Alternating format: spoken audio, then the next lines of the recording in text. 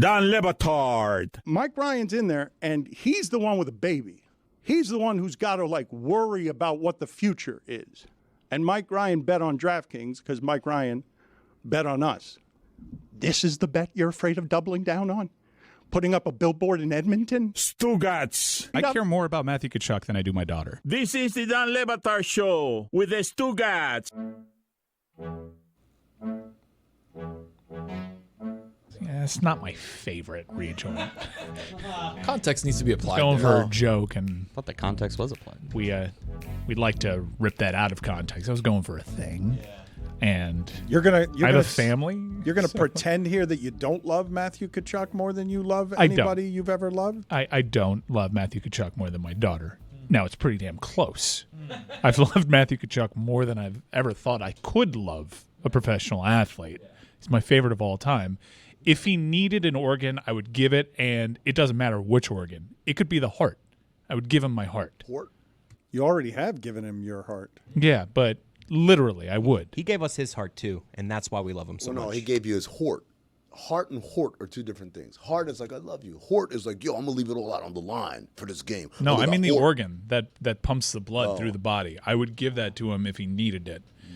That's also out of context. I don't think I would die for Matthew Tkachuk. You would leave your daughter. You would die. No, I wouldn't do that because of the mess that I would leave behind. I'm very important to my family. It's a mess? I would leave behind a mess. If you gave your heart to Matthew loads Tkachuk. of debt and NIL contracts that haven't been completed. I can't do that to these kids. I thought it was like the unresolved dump that's inside you. It would finally just release. Yeah. I actually had a really good one earlier today. Yeah. Okay, you guys, why is it that you guys Kinda can't, lipped out of the bowl. You can't go a couple of hours without going into the humor? Like, you can't do it. You're the both of you are fundamentally incapable. No, don't drag me into this. He asked me a question, I responded. All right, moving on. The thing that I wanted to talk about last segment that I didn't get off the ground while we were talking about Rush Hour 4 being plagued and polluted by Brett Ratner is Jackie Chan deserves a send-off, man. Jackie Chan has had a legendary career doing movies the way no one else does them, doing all of his own stunts in a way that would make even Tom Cruise blush.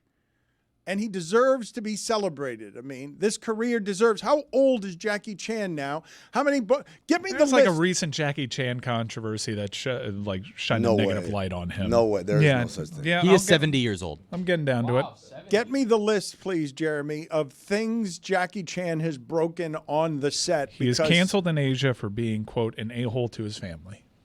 His family are a-holes. How about that? How do you know this? You Because just know he's this Jackie because Chan. Because he's Jackie Chan. There's Jackie Chan can't be the a-hole. Like, Jackie Chan is always the good guy. And wow, that's an idea for a movie. Jackie Chan plays a villain. I've never seen him. Maybe that's the last movie he needs to do. Jackie Chan plays a villain. I don't think can he do it? He's a great actor, but I don't know if he can pull that one off. Jeremy, can you find for us, please, the assortment of injuries that Jackie Chan has suffered on the set? Because I'm guessing that his body is fundamentally broken. I'm guessing that he's walking through what remains of his career as a football player in his 70s. I've got a full list here. All right. Broken eyebrow ridge on Drunken Master. Lacerated lip on Police Story 4. Tooth knocked out doing Snake in the Eagle's Shadow. Dislocated shoulder. Damaged cervical spine. Broken breastbone. Broken fingers. Damaged knee. Injured ankle. Injured thigh. Damaged tailbone. Dislocated pelvis. Spinal damage. Injured lower chin. Fractured skull. Bone caving in behind his left ear and bleeding brain. Broken nose, dislocated cheekbone, and injured eye.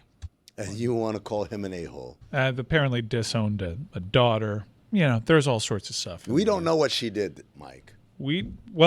Some people seem to think that they know, and it would be really horrible if it were true. Injured lower chin. What's your upper chin? Amin is in the tank for Jackie Chan, and he will defend him at all costs just because of his filmography. No, man, because I saw a video not too long ago of him being surprised by his stunt team. Like, he was on a talk show, a Chinese talk show, and then they brought his stunt team out from behind him as he was watching, like, clips or something, and then he turns around, they're all there. And he got so emotional because he talks about everyone, praises me for what I did, and I can't do it without an incredible team of people like these guys. And to hear him get so emotional, man, I got emotional. You know I don't get emotional, but, man, I got emotional. Jackie Chan, that man is a legend and a treasure. There's nothing you could tell me about Jackie Chan. I'll be like, oh, we got to cancel him. Nothing? Nothing. That seems to be extreme there. Your love for Jackie Chan. I'm not going to ruin your heroes. It's so pure that you're saying that if you heard something that was bad about Jackie Chan, you wouldn't even be disappointed because you simply would reject it. You would say it is not true. I wouldn't believe it. He made Super Cop.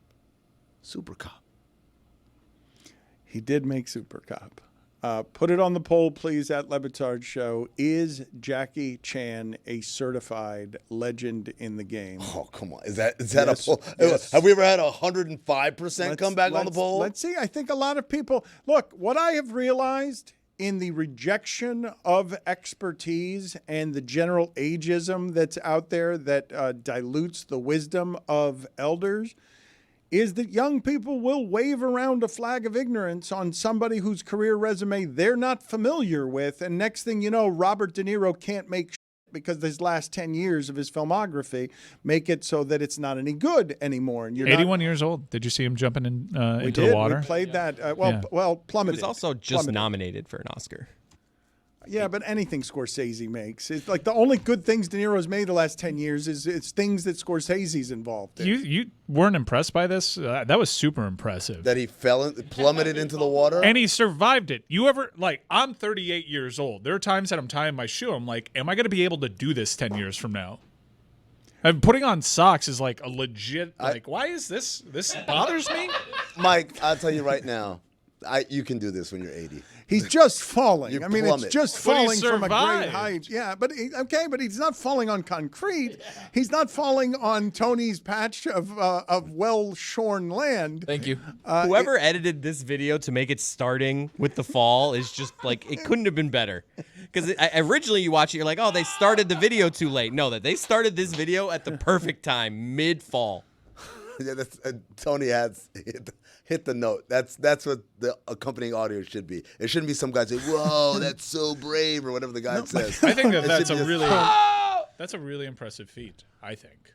Mike, this is an 80-year-old man plummeting in a way that made him land on his neck in the water because his body just turned with gravity. There was no grace in it. It is just how a weight would fall that wasn't breathing. It looked like it would hurt. His arms and legs are like still as he falls. Like usually there's like some sort of like. I would look no better. Well, I would look no better. Wait. This is not an insult of Robert De Niro.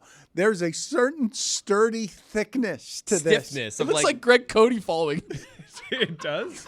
But can you imagine Greg doing that? I'd be genuinely worried. I would be very worried. I think that there was a chance. You can't count it out. Greg would die as a result of this stunt. Did you guys know that in the Chinese, the Mandarin version of Beauty and the Beast, the Disney animated movie, Jackie Chan played the Beast? Come on, guys. I'm going to do this to Greg Cote at his 70th birthday party. I've asked for a film crew to come. I've asked. Hey, Greg, come out here for a second. I want to show you something. I want to Great show you gag. something down there. He'd love it. I caution you guys that you have to ask Greg Cote first because the diva in him sometimes, if everybody wants something, he will just reject it because he wants to be the guy who's in charge of things. And he's very capable of not wanting a film crew because he's going to get drunk and he's going to embarrass himself. Like that's a for sure. It's a for sure. He's going to start drinking too early in the day. He's going to be a combination of excited, but also weirdly shy around a whole bunch of people that he actually knows, and he's going to start drinking and retreating. It's my birthday. I can have a couple before the boat. No problem. Next thing you know, reenactment. Next thing you know, he's knocking the paintings off the wall at my brother's first art exhibition because he's had too much red wine. They're making another Karate Kid sequel to the one that he did like 10 years ago with Jaden Smith. No. Yeah, 2025. It's in post-production. Did I read correctly on the internet that it's supposed to tie in all the Karate Kid Yes, universes? it's going to. It's the multiverse coming together. Yeah. Everybody. Ain't doing too much of that. Miyagi-Do. Including Cobra Kai from Netflix? Yes. Yeah. Everybody. They're all Tying coming in, back. Well, yeah. other than Mr. Miyagi, rest in peace. But everybody else is coming back. Oh, man. I'm Mike so sounds excited. disappointed. What? I'm just multiverses. I'm just done. Well, this is one that needs to happen. I'm all for. I don't like multiverses just for the sake of multiverses. I like it when we're merging. We're merging universes here, so they're all same canon. That's what we need here. Is there one above all others that would excite you more than the others? Because I'm surprised by this Karate Kid reaction from you that you want all of these things tied together when the most recent entries into this haven't been very good. You know and what they're certainly doing? not as memorable as the first. You know one. what they're tying together? It's an upcoming movie. It's in active development, greenlit. G.I. Joe with Transformers. Whoa, the crossover. I read those comics in like 1987 where there's a crossover between G.I. Joe and Transformers. Unfortunately, we got, I think, one good Transformers movie, the Michael Bay lot, the first one with Shia LaBeouf and Megan Fox. But we've never gotten a good G.I. Joe movie. And I would say to Hollywood, before you cross those two over, you got to give me one good G.I. Joe movie because G.I. Joe has all the makings of a great franchise if you just gave a shit about the writing and not just explosions and CGI. How about G.I. Joe, Transformers, and Robert De Niro, a thick Robert De Niro plummeting for several stories in what is the few rigors before final rigor mortis? Hear me out here. It's a dystopian future. Sergeant Slaughter's 81 years old. Stolen Valor. And what? Yeah, he never actually served. Never And served. he went around like pretending that he did. Wait. Wow. Sergeant Slaughter Yep. from G.I. Joe wasn't actually a sergeant? No. Was his name Slaughter? In real life? Yeah. It couldn't have been. I don't think so. It's not Warren Sharp and it's not Sergeant Slaughter. What? Yeah, but he was from an era of wrestling where they kept kayfabe, and he just like kept pretending he had served. Like people would say thank you for your service, and he'd be like, anytime, young man. Dude, how do you, look, are we penalizing people for being in character? I'm sorry, for committing to the art form, Yeah, the thespianism? I don't think that's what he was doing. I kind of feel like it was. Look, if Daniel Day-Lewis did it, you'd be jerking off all over Oh, yourself. come on. Yeah, I would be. Aggressive Come description. on. I mean, what is it? What is that? I'm just saying. No, You know what? That's you're me. just saying what? That's me. That was Daniel something Day-Lewis brewed from does something. yesterday. Yeah. I see that photo of Daniel Day-Lewis looking like Lincoln before he's about to start filming Lincoln. And you know what I do, Amin? I jerk off all over myself. That's what I do. Lincoln, who you outed the other Don't day? make this a rejoin because context needs to be applied. I'm clearly being sarcastic. Ethan, get on it. I only do that when Tom Cruise is preparing. Oh, man, Tom Cruise. Well, let's talk about Tom Cruise, man. I can't get enough of Tom Cruise talk. It's amazing. Did you know that he's only made one, other than the Mission Impossible movies, he's only made one sequel in his entire career. Every single one of these great movies he delivers us outside the great Mission Impossible movies are one-offs. Top Gun is the only sequel he's ever I done. believe so. Is that right? That's the only sequel. That can't be right. That simply can't be right. And the Mission Impossible, all of the Mission Impossibles. Yeah. Wow. The Reacher, Jack Reacher was just No, one Jack time? Reacher had sequels. Yeah, that was a Jack Reacher. Wow. And when you do 7 sequels for one Mythbusters. franchise, Well, that took long. it's like, what are we playing with? You got your myth busted. Okay, hold on a second. Hold on. Idiot. We've got a major penalty, 5 minutes. Derailing. Derailing? I could talk about Tom Cruise for hours. Let me give you this amazing fact that's immediately disproven by Jack Reacher. I mean, I can talk for hours about Tom Cruise. Let me regale you with tales. Regale. That's a Regale. fine. Yeah. Don't play with your drawstrings. Major penalty, 5 minutes for stumbling.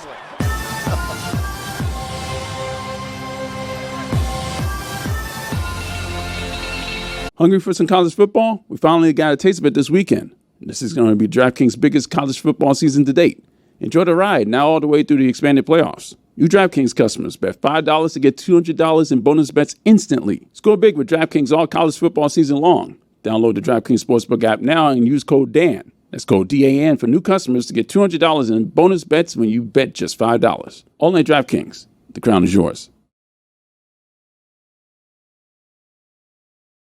The only way I'm in for the G.I. Joe Transformers crossover if somebody's disavowed by the U.S. government. Is somebody going to be disavowed by the U.S. government in that? Well, it's got to be G.I. Joe, right? That's the G.I. Joe movie, right? The G.I. Joe movie is that G.I. Joe, there's some government agency that's like, yo, we're spending how much on these guys? These guys are just mercenaries. And then they cut them loose. But then Cobra teams up with the Decepticons. And everyone realizes... They get the Tesseract.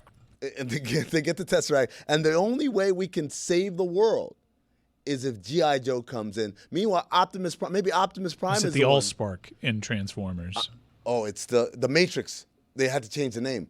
But it was called the Matrix. Remember when Optimus Prime died and they took it out of his chest and they gave it to Hot Rod? He became Rodimus Prime. And then they played that great song, You Got the Touch, bam, bam, bam. You got the power. And then all of a sudden, like, the Autobots just go rolled out. And then they thought they killed Megatron, but then this planet, the Unicron, right? It's a planet that eats other planets, finds the bloodied and beaten, well, not bloody because the robot, Megatron floating in space because Starscream sold him out. He was like, yo, this guy's not a worthy leader. So they cast him aside. He was in space. He's going to die. And Unicron came up and said, I'm going to make you even better. He turned him into Galvatron. Megatron, if you remember, was just a gun. He turned into a gun. Calvin Johnson, yeah. Yeah. Galvatron turned into a cannon, dude. A laser ion cannon. And then these universes need to get more ambitious if they're going to shoot for these crossovers. I just don't understand why they don't just follow the source material. The source material is there. We don't need to be cute about any of this. You know what I would really pop for is just like, all right, this is a Transformers movie, but it's in Aaron Brockovich's universe. Oh, my God. Julia Roberts is back. I as love Aaron that Brockovich. idea. Yeah, Just and start she's just there. bringing all Like, of now it you got to together. deal with, like, yeah, you thought that town's water supply was bad. Now, guess what? Decepticons. The water supply is getting worse again, and everyone's like, it's the big bad industrial company. Like, no, it's not us. We swear. Turns out it is the Decepticons. They've been doing this. They're poisoning the town's water supply, and now who's got to come in to save the day? None other than Ethan Hunt, who's been disavowed by his thank government. God. Do you think Ethan's age, the character, not Tom, do you think at any point they start referencing this agent's getting up there? I think when Tom can't do the stunts as well Because anymore. he's starting to, his face is changing. His face definitely has signs of aging, but man, his hair is incredible, and he's still jumping and running like a 30-year-old. He looks fluid. He's got a great gait. Like, that's the thing. Everyone's talking about HGH. Look, HGH don't do that, man. Oh, no, it's doing something. It don't do that. He's doing something. It don't do that. I would love to know his diet. Do you think he just, like, doesn't drink? Like, what do you... Is what he like going Mark on there? Wahlberg? Like, he Up at like 4 a.m, works out. Works out 3 times eats, a day. goes Do you back to think- work out. Have you ever seen that IG reel, the TikTok, like, my 24 hours is 3 days. Yeah. My first day, 6 hours. You give me 3, you stack 3 of those, I'm going to kick your butt. Yeah. Day 2, 12 to 6. Yeah, I'm ahead of the game. You sack that over, I'm going to kick your ass. That guy. I haven't seen it, but It's great. It's great. I've seen it. It's great. You guys have been making fun of me because I'm always talking about how many, just the great proliferation of over 50 action stars. Liam Neeson, hell, Bob Odenkirk with a wink did an action movie as sort of just a tribute to how absurd it is that we continue to make these old people still Hollywood action stars. But we were talking about Chuck Norris earlier in the show. You're talking about superimposing him on a green screen. You have no proof that Chuck Norris is actually on the set during this movie, correct? From what it is that you've seen, what's going to Hulu? I hope we have the still image of the group shot that they have in this film that it's very clearly a dummy that is in place of Chuck Norris. They didn't get Chuck Norris, or he didn't want to fly into the set that day. And every single solo shot of Chuck Norris in the film is very clearly, according to reports, him in front of a green screen. And for group shots, they only shoot from the back. It's very clearly a dummy. It's not like a mannequin, not an idiot. the reason why is because he's so decrepit at this point. He can't be moving around too much. I just don't think. Yeah, I'll take that money, but I don't want to go anywhere. You think who do you think falls into the ocean better at that age, Chuck Norris or Robert De Niro? Well, do we have the video of Chuck Norris lifting weights? Because I would venture to say it's easily Chuck Norris. But I think they both fall like something that is cement soaked. Like a mannequin. So you push a mannequin over, and that's what it looked like. Just Was that really Robert De Niro? Do we know that? It could have been just a stunt dummy. But when they mentioned Greg Cote has a similar thickness to him. This is not a frail 80-year-old De Niro. Brian Dennehy barrel chest type of thing. out That to is like Brian an Dennehy. all-timer. Who's your favorite barrel chest? I like Don Nelson. Don Nelson's great. You know he has a house made of hemp? I mean, he is somebody who is very famously a marijuana advocate. But no, I did put it on the poll, please, Full JuJu. house. Did you know that Don Nelson Sr. had a house made of hemp? Because I don't think that's common knowledge. But he also had, I don't know whether I'd go barrel-chested with Don Nelson because it was mostly gin belly. Yes. It was aggressive gin belly. The Can you chest explain had the difference? fallen. Well, the chest had fallen into the belly region, so there's a thickness there, but it's just his are sitting on the shelf that is his belly. He said titties, and it like shocked me a little bit. I wasn't quite prepared for titties. In that case, then my favorite barrel-chested is that man right there. That Chris golden Cote, god last right there. seen drawing his strings in an interview with his face too close to Look at that nip. Tua Tagovailoa. It is a barrel chest. It is a You can make whiskey with this thing. nipple, and those nipples were in cahoots clearly with Roger Goodell, Tua, the Dolphins, and the NFL to crush the minority candidacy of Brian Flores for future employment. He's a member of the GBF. No, he's a 1440 Boys. Yeah, 1440 Boys. That's the crime family, the syndicate. That's Get a new selfie, linked though, so that we can put it to up all there of with the this. nips. Can you guys please tell me, Mike Ryan was reading to me the new Fox lineup here, and I don't know the curiosity, so I will ask the group. I know many of you have objected to me talking about Gutfield sports overnight. media, but I find it interesting that Skip Bayless is rather quietly. Not enough was made of this. I mean, you spend 8 years at a network and you don't get a goodbye show. I don't think he wanted one. Yeah. I think he would have. I think I'm entitled to one. You think Skip Bayless had like heartfelt words to say in his goodbye? The guy's probably his goodbye would have been like Bronny James is going to be better than LeBron because LeBron wasn't that good to begin with. Okay, but we've talked before about his existence being fundamentally eat chicken and broccoli every day, work out a couple times a day, and do sports debate television. It's his whole life. He's even said Ernestine understands that she takes second place to how career-driven he is. He's married? Yes. Yeah. And he is obsessed with this thing Married to the game. that he now tries to evolve in his 70s, and Fox is moving on from him. And what's their lineup going to look like? Many of you think that I am bitter about sports television. I just like it to be better. I don't think it's that Well, you're hard. in luck. I don't think it's that hard to make it better. Nick Wright makes it better. Well, Nick Wright is once again the anchor of the entire FS1 lineup. They have trotted out and announced their brand new daily lineup, and it's beginning at 8 a.m.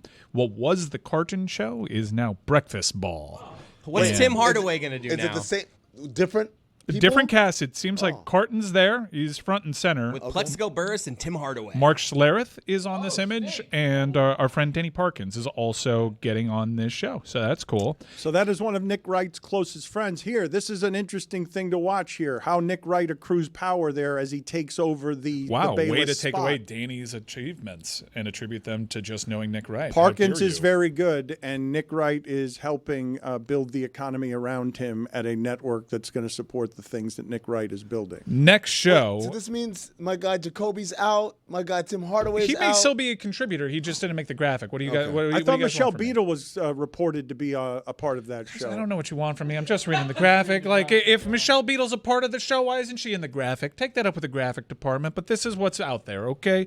The next show is The Facility. And this stars I'm listening. Emmanuel Acho, LaShawn McCoy, James Jones, I think, the former Green Bay Packers wide receiver a that had a question hoodie. mark? That's 2 question marks. I'm pretty sure. And I think it's a white guy with a beard, so it's tough. But I believe this is Chase Daniel, the former Heisman candidate, longtime backup. Is it? What? Or is that Rob Ninkovich? Ooh, that could be. Ooh, it's tough. This is not Let me high see. res. In my defense, it's It not could a be high Ninko. res. I don't know. Wait. That's Chase. That's Chase. Okay, but where's Joy Taylor? I'm getting to it, guys. Okay, Like, damn it. You're you want to scaring do me. this or should I? No, I'm just asking Cut to questions. the chase. Yes. That's not a Daniel? show on Wow, the lineup. that's a good It's name. a great name. Wow. Why isn't it called that? Someone get that show and get the drawstring guy from Le Batard. Get that guy on there. The Herd with Colin Cowherd at noon. First Things First, which is not the first thing that is first, but it is the anchor. It is at 3 o'clock. And Speak continues on with the leftovers of Undisputed. Okay. Paul Pierce, who sucks, Keyshawn Johnson, and come on. Joy Taylor hosting that show. But keep in mind, if you take anything away from this conversation, it's that Paul Pierce sucks.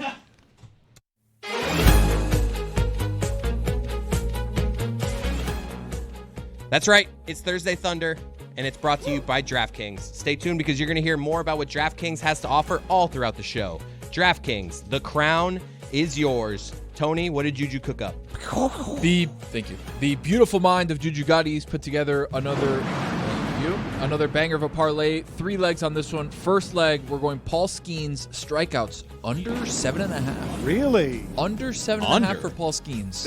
I'd be scared of With that. a quick caveat of player must start and throw at least 1 pitch. I want him to go. Every time he pitches, I expect double-digit strikeouts. I'm scared of betting the under there. I should tell the people, JuJu cares about this deeply. He invests in this.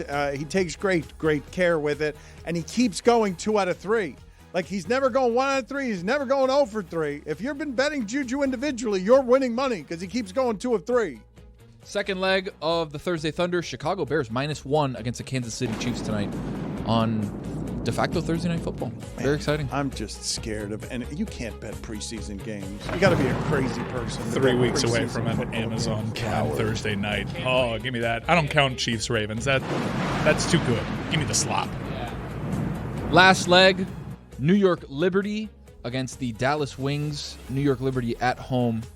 JuJu's taking the under at 95.5 total team points for the Liberty. So again, under Paul Skeens strikeouts at 7.5.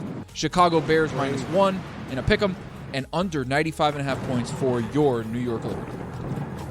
I saw that Caitlin Clark and Angel Reese are tops in jersey sales. A whole bunch of fresh blood coming to the WNBA, and no sign of dissipation in terms of the momentum that they've built over the last 18 months. The idea that you're just injecting the equivalent of Bird magic early in career rivalry stuff, that's where the NBA started to blossom when it became the competition between these two people that a whole bunch of different people liked or disliked. This is the tipping point, Dan, right? Like, this is, and the funny thing is, when you think about it, the NBA was about, I want to say, 35 years old, a little bit shy of 35 years old when Bird and Magic came along, right?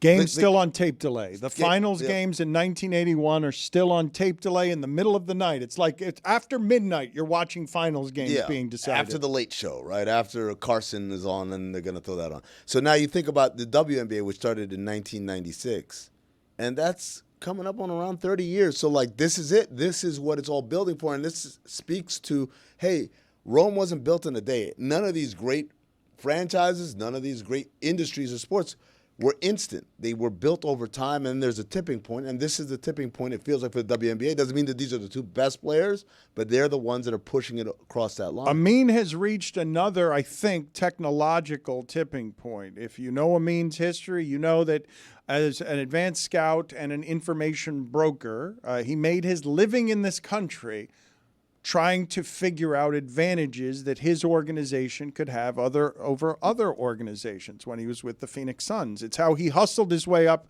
into the front office in this business.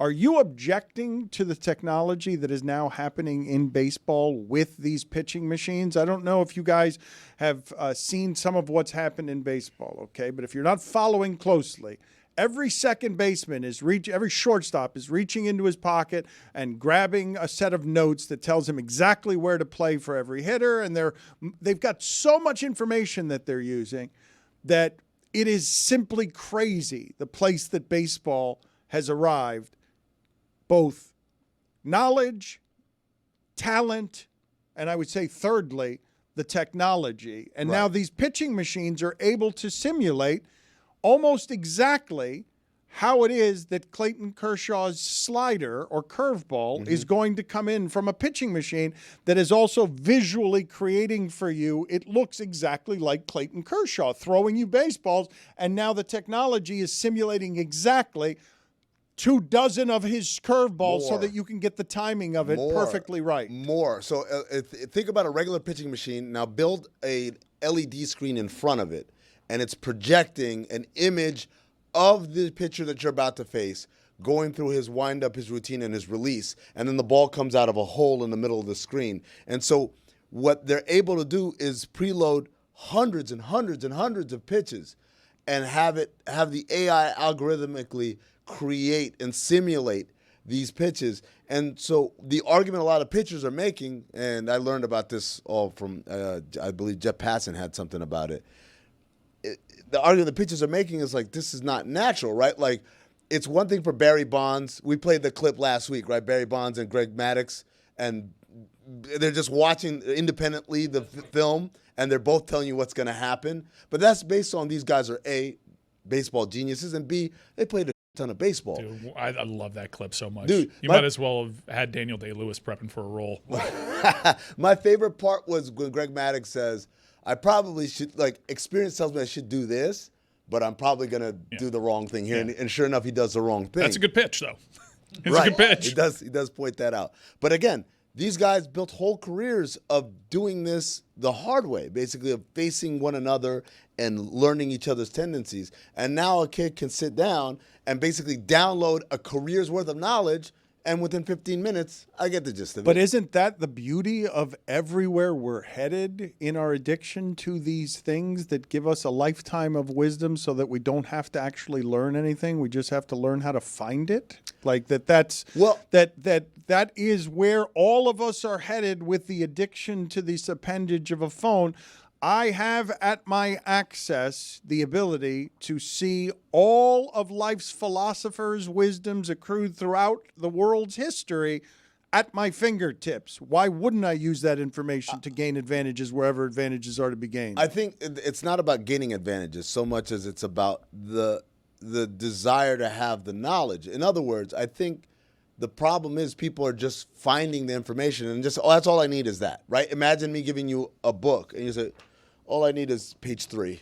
And you give me the rest of the book until something comes up from page 7 and you come back and you take that page. And that kind of betrays the whole spirit of wanting to learn, wanting knowledge.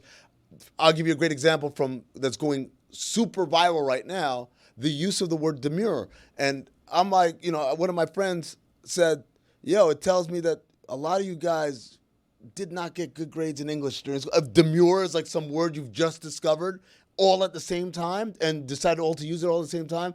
It's like, come on, where is our desire to actually know things as opposed to just picking it up from somewhere else and then running with it for a few weeks? Doesn't everybody want shortcuts to learning, though? I think shortcuts to learning is, man, it's one of those things where the journey is maybe more important than the destination. Say that to my grass. Journey is not part of the destination. I wish somebody would have told me, hey, this is how you actually cut the grass. You do X, Y, and Z. Like, I should have watched a YouTube video on it. By the way, I have a leaky toilet at this new place, and I'm trying to watch a video on it, and a guy on the train today next to me was like, this guy doesn't know how to fix a toilet. Yeah, dude, I don't know how to fix a toilet. Very demure of you. My dad didn't teach me how to fix a toilet. Man, let me just say, I try to fix my toilet and never again. I hate, the number one thing I hate more than anything is walking into Home Depot saying, hey, this is my problem. Like, is this something I should get someone? Like, no, that's an easy fix. You could do it yourself. And I'm like, oh, cool. It's never an easy fix. Have you ever found the random handyman just chilling at Home Depot?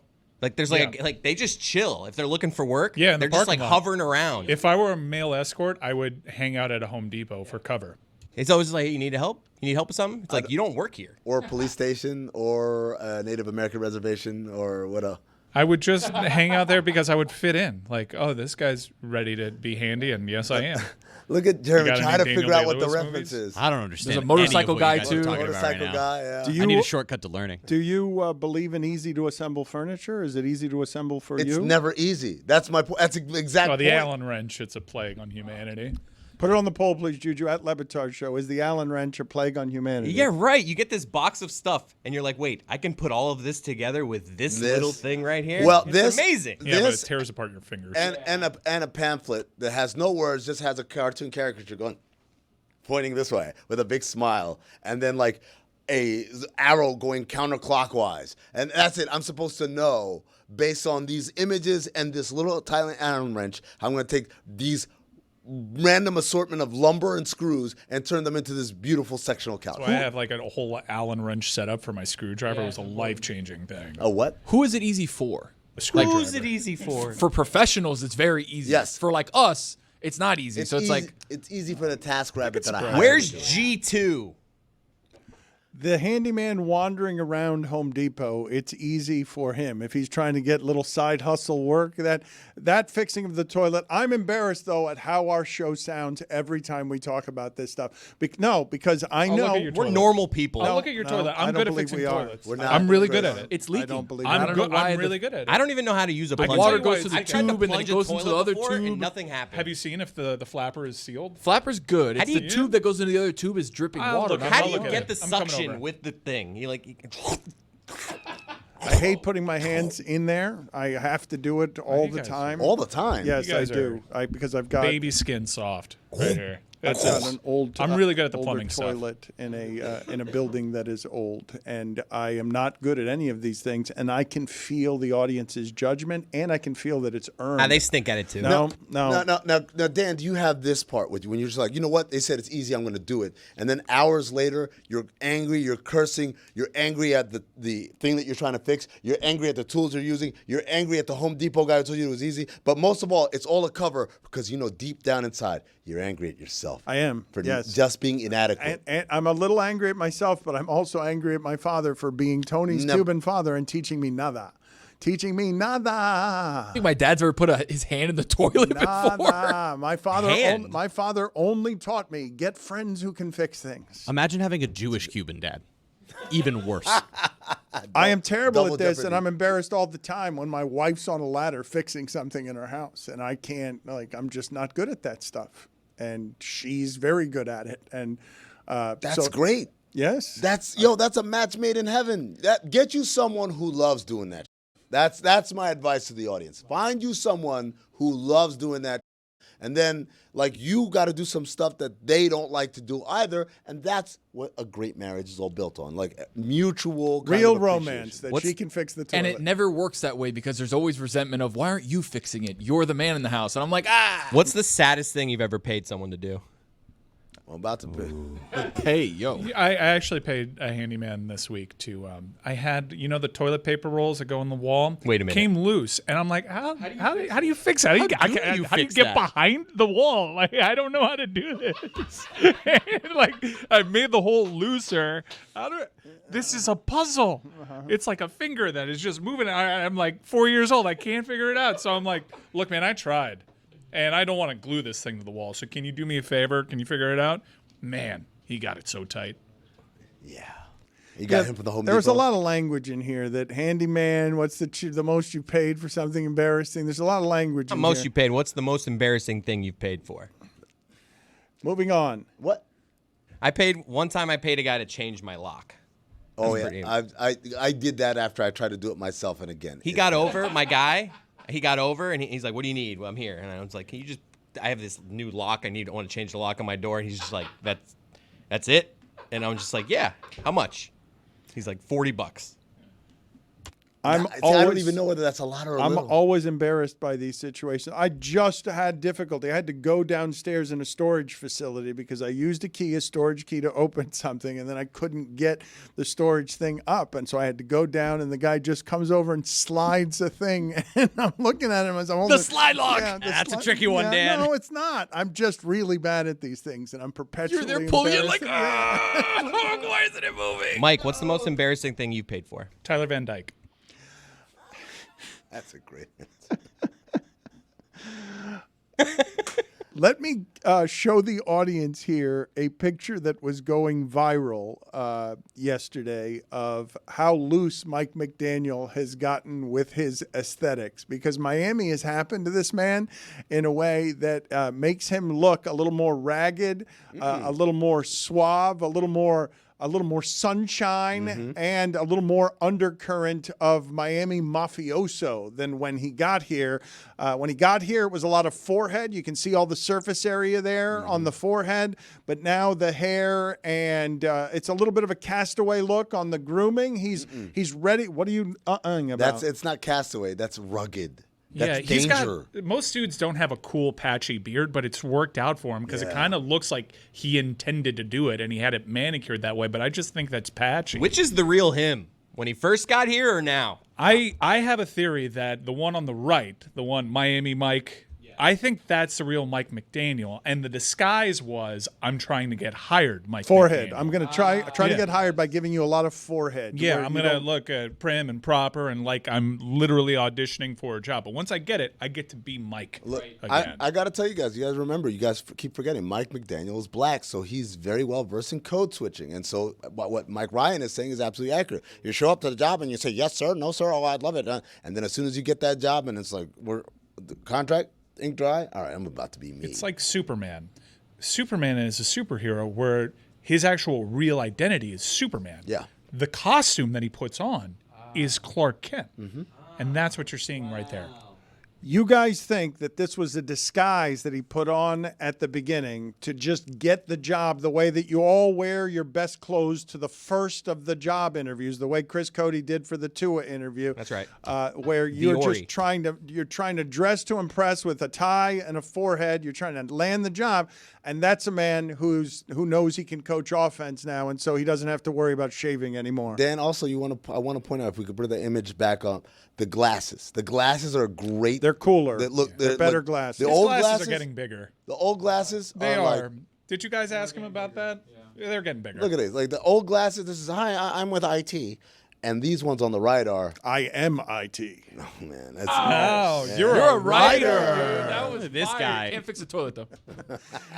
There is. I can't fix anything. I really can't. It's embarrassing. You can't fix SHIT. Nothing. Oh. Nada. Maybe, Hey, maybe. nice. There you go. You're Bravo, a writer. Tony. I want to before. Dan, before we move on, I just want to ask you, if Mike McDaniel on the left walks in and says, sir, my direct deposit hasn't hit, you're saying, well, bring it up with HR or whatever. Get out of my face.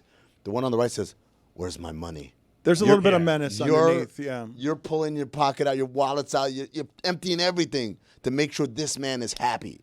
He looks like someone that you would move away from in an alley because he's giving off the air of danger. He's not in an alley. What are you talking about? He's got the guys in the alley. I'll tell you how he's in an alley. In the back of a white stretch limo. Yeah. And the window Secret comes entrance. down. The window comes down, and you look in. It's like, oh, damn, it's Big Mike. And he says, do you have my money? And you're like, well, I got it, but it's going to take a little bit of time. And he's just going to look at you with this look of disappointment. It's like, I really like you, Daniel. I really do. And the window comes back up, and then the thugs come out from the shadows, and they you up because you don't have his money.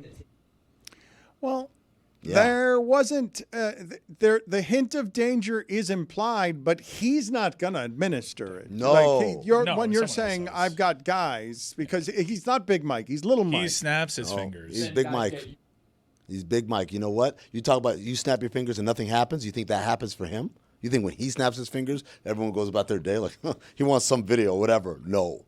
You know why? Because look how he shows up. That's someone to be feared and respected. Meanwhile, you're goofy ass coming in here with a T-shirt on and a big smile on your face, no glasses, nothing. Your hair is not, you don't have like that Poofy cool, yeah, hair. I can't fix the toilet. you can't fix a toilet. Come on, Dan. I tell Chris Cote to dress in a way that's presentable for a Dolphin interview, and he shows up in everything he showed up in with drawstrings. Just his titties. I have an idea though. What if Chris would have come ultra professional and been in a suit, sitting in the middle of would've two been monocle? great. Have like That a would've been- monocle? Well, look, we have to do something. When we do this next, we will do this with the Panthers or Heat. We have to do Chris Cote. We cannot do this seriously. We have to make it more and more of a joke. But what I was saying here, I don't want, in perpetually lamenting that we don't do enough around here to just celebrate when sports people are great. When we're in the middle of history and we saw somebody who felt like an all-time great. Joey Votto's career ended yesterday more quietly than I would have liked. So rarely do these guys get to retire exactly the way they want to. When he was with the Reds, it seemed like the perfect ending, but he went to Toronto, and you always think they've got a little bit more. And Joey Votto finally said, I am done. But for many, many years, in a nowhere franchise that used to be great, where he was the only rose growing out of that sewer for 17 years, Joey Votto represented Cincinnati and baseball in a way that was maximum feared and respected, because he was feared as a hitter and he was respected by everybody who played baseball. And here he fights for the underdog because this man was Cincinnati. Like, he represented Cincinnati in some of the same ways that Pete Rose did. If you want to watch that documentary on Max, he inherited the mantle from Pete Rose, except without the greatness of the teams. And here he is undressing one of the masters on television, one of these New York bravado guys, the Mad Dog. A couple of months ago, you said that Zach Greinke and I are a hall of very good ball players. I think Zach and I would agree. You may be right. But I get the gist of what's going on here. I know what you're doing. You're looking down on us, a couple small market Midwest ball players, just because we're not big city, just like you. Mr. New York City, Sirius XM radio star.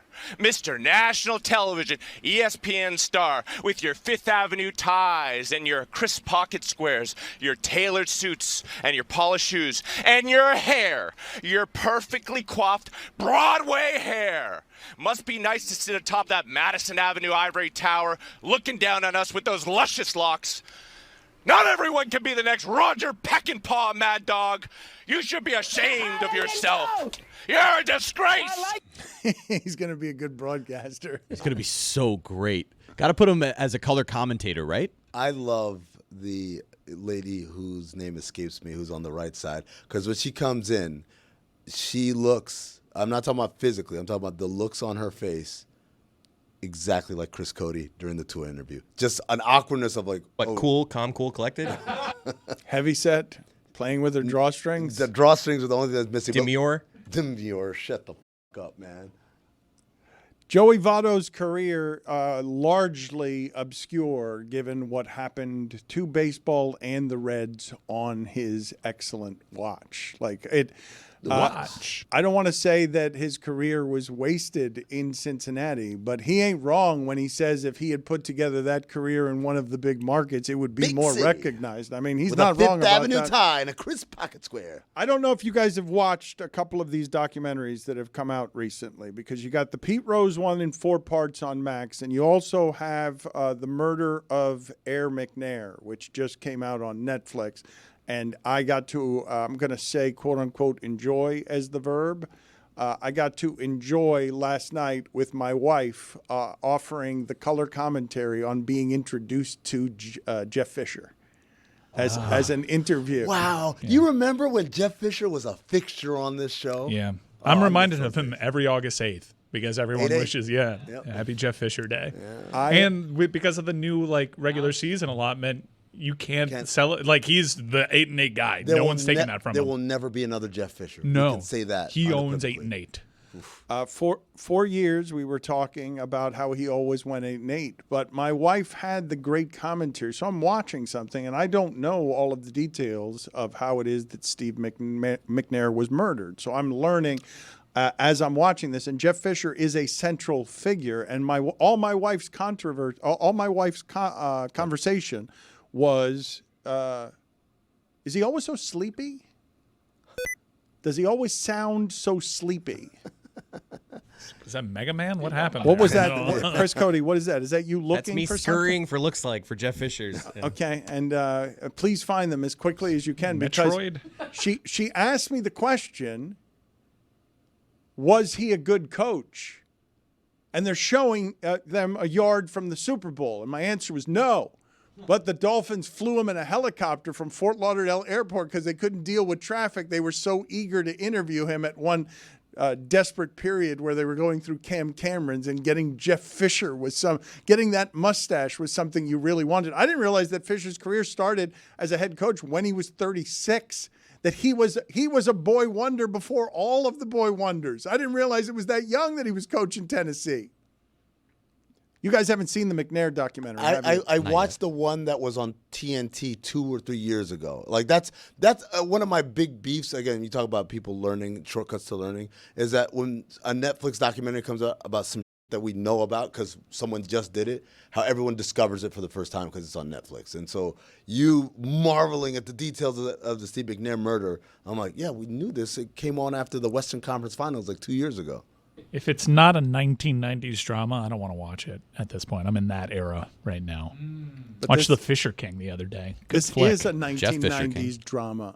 Hey, Legends of the Fall. You'll thank me Oh, later. great. No, great film. Great film. File all day. Chris Cote, what did you find on your search, your beeping search for Jeff Fisher looks The like? Judge Cote, sweetie. I should go say hello. That's what I found. Eric Mangini on The Sopranos. The Judge Cote. That's not what I wanted. Oh, yeah. I'm going to get up to coach today.